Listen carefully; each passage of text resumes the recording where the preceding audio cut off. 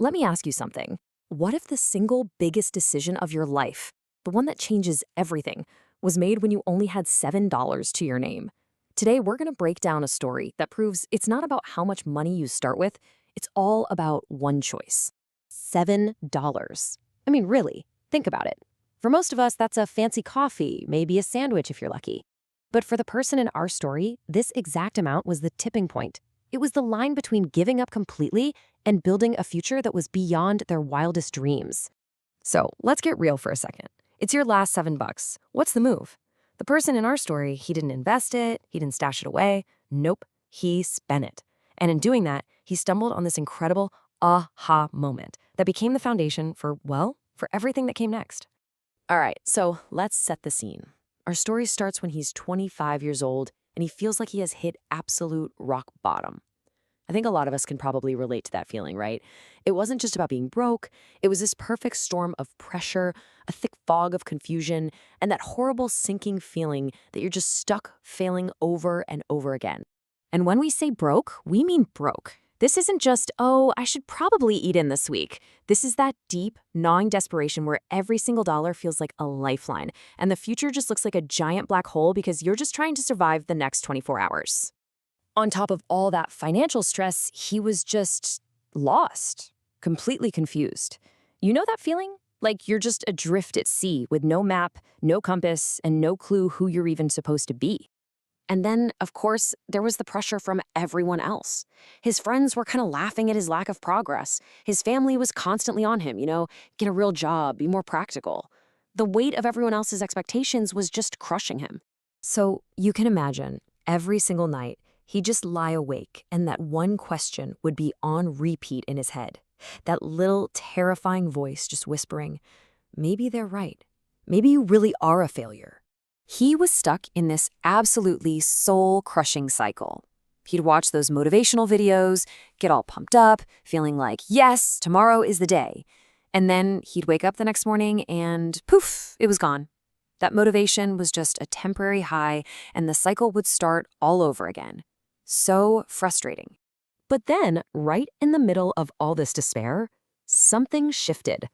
The big turning point, it wasn't some guru in a book or at a seminar. Nope.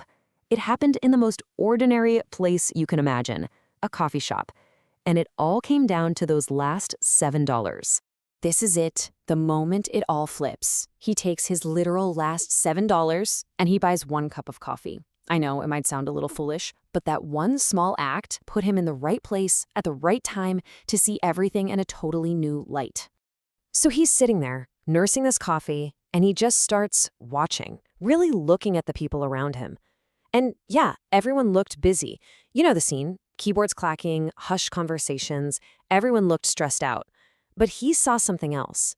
Nobody was actually focused. They were all just busy being busy, lost in a sea of distractions. And bam, it just hit him like a lightning bolt. He'd been fighting the wrong enemy this entire time. He thought his problem was not having enough money.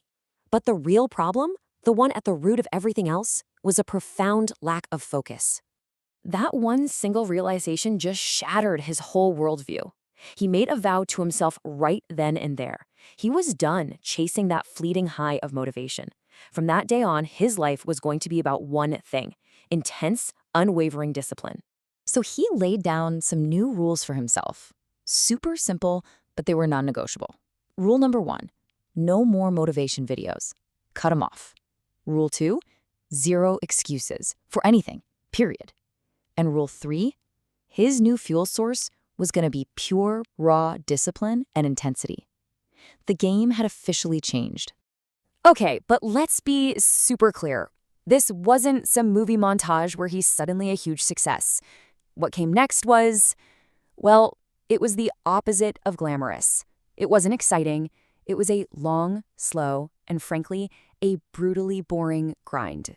His daily life became radically simple, but also radically difficult. 5 hours every single day dedicated to mastering one skill.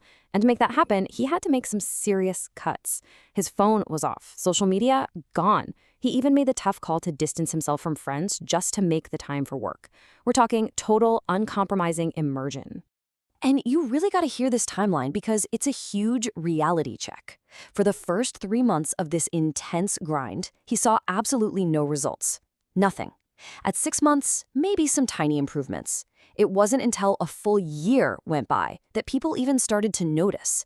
And it took 3 years of this relentless consistency to finally achieve mastery and success. That right there is what real progress actually looks like. It's slow.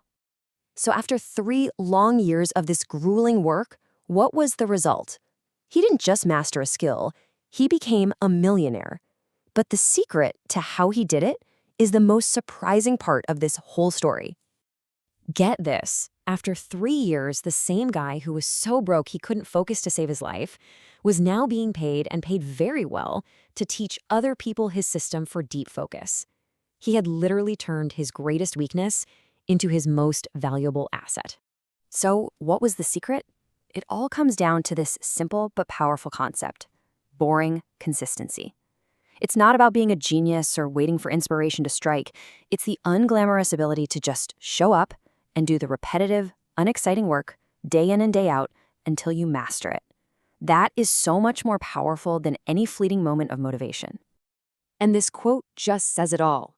His success wasn't born from being the smartest person in the room. It was forged in his willingness to do the boring work that everyone else quits. He could withstand the monotony of the grind. And that's really the ultimate takeaway here.